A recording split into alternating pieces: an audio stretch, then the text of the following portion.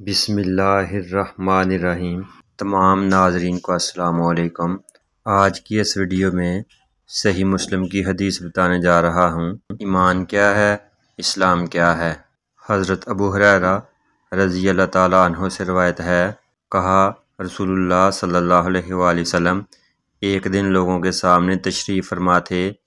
ایک آدمی آپ صلی اللہ علیہ وآلہ وسلم کے پاس آیا اور پوچھا، اے اللہ کے رسول، ایمان کیا ہے؟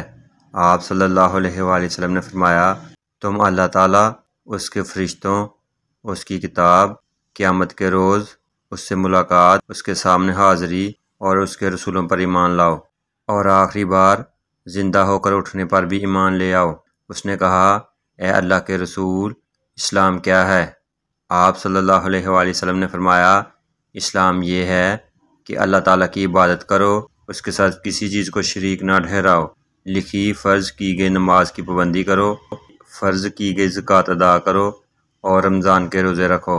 اس نے کہا، اے اللہ کے رسول، احسان کیا ہے؟ آپ صلی اللہ علیہ وآلہ وسلم نے فرمایا، اللہ تعالیٰ کی عبادت اس طرح کرو گویا تم اسے دیکھ رہے ہو، اور اگر تم اسے نہیں دیکھ رہے ہو تو وہ یقیناً تمہیں دیکھ رہا ہے۔ اس نے کہا، اے اللہ کے رسول، قیامت کب قائم ہوگی؟ آپ صلی اللہ علیہ وآلہ وسلم نے فرمایا، جس سے سوال کیا گیا ہے وہ اس کے بارے میں پوچھنے والے سے زیادہ آگاہ نہیں، لیکن میں تمہیں قیامت کی نشانیاں بتائے دیتا ہوں۔ جب لونڈی اپنے مالک جنے گی تو یہ اس کی نشانیوں میں سے ہے، اور جب ننگے بدن اور ننگے پاؤں والے لوگوں کے سردار بن جائیں گے تو یہ اس کی نشانیوں میں سے ہے، اور جب بھیڑ بکریاں چرانے والے اونچی اونچی عمارتیں بنانے میں ایک دوسرے سے مقابلہ کریں گے تو یہ اس کی علامات میں سے ہے۔